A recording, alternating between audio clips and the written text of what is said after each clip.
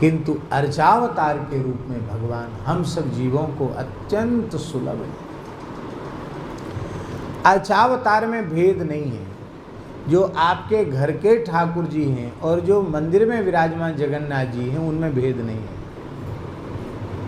जो आपके घर के ठाकुर जी हैं वो भी वही हैं, वो भी तो जगन्नाथ हैं कि अलग हैं, उनमें भेद नहीं है। और भेद मानना भी नहीं चाहिए। ठाकुर ठाकुर जी में भेद नहीं है। एक संत थे, वो भगवान के श्री विग्रह में और शालिग्राम जी में भेद मानते थे। वो कहते थे पुराणों में, वेदादि शास्त्रों में शालिग्राम जी की महिमा ज़्यादा है, इसलिए शालिग्राम जी श्रेष्ठ हैं, स्वयं व्यक्त हैं। और ये तो मूर्ति बनाई हुई है पर प्रतिष्ठा की जाती है, तो ये उतनी महिमा इनकी नहीं, ऐसा मानते थे वो।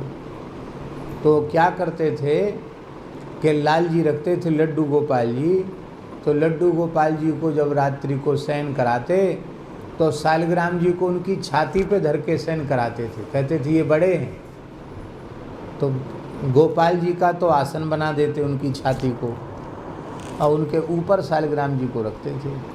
अरे भाई, जो गोपाल जी हैं वही तो शालिग्राम जी हैं, और जो शालिग्राम जी हैं वही गोपाल जी हैं। पर महात्मा ऐसा करते थे। तो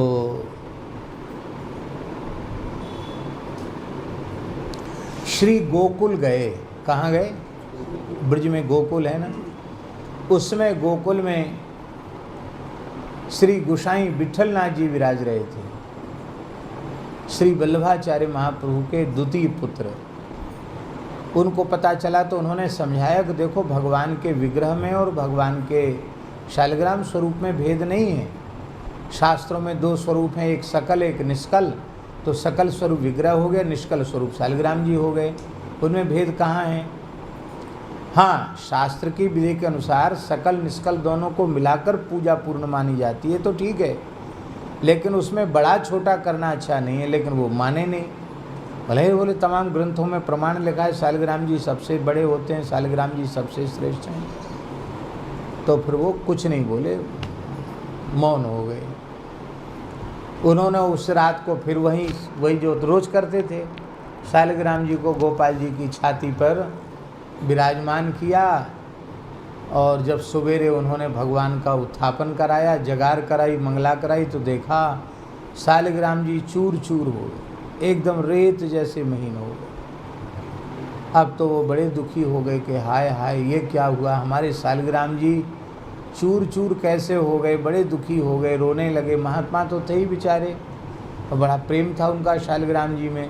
रोते रोते आए, बोले महाराज पता नहीं क्या घटना घट गई, कोई भार भी नहीं पड़ा, किसी ने दबाया नहीं, कैसे हो गया। भगवान तो चूरा चूरा होके और सब बिस्तर में फैल गए हैं। देखो ये उनका चूर्ण है, शालिग्राम जी का, सब इकट्ठा करके लाए थे।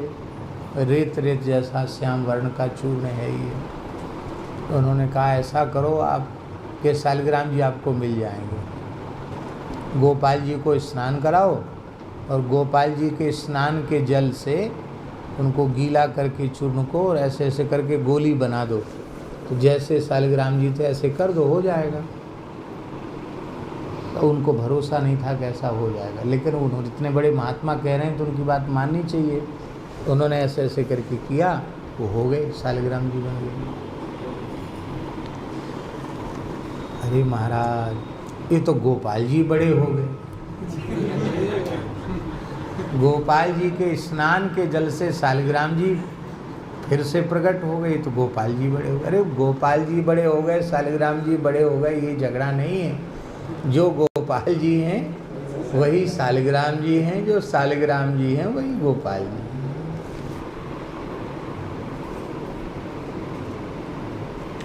अर्चावतार में भेद नहीं है। आपके घर के ठाकुर जी भी वही है, लेकिन आपके मन में भेद बना हुआ है, इसलिए ऐसी स्थिति। अब एक विशेष बात जो हम निवेदन कर रहे हैं वो ये है कि यद्यपि भगवान के स्वरूप में भेद नहीं है, लेकिन इसके बाद भी भगवान जीवों पर कृपा करुणा करने के लिए जब स्वयं अपने संकल्प से अर्चावतार के रूप में अभिव्यक्त होते हैं, प्रकट होते हैं, तो उनकी महिमा, क्योंकि वो अपनी संपूर्ण महिमा को अपने में प्रतिष्ठित करके विराजमान होते हैं।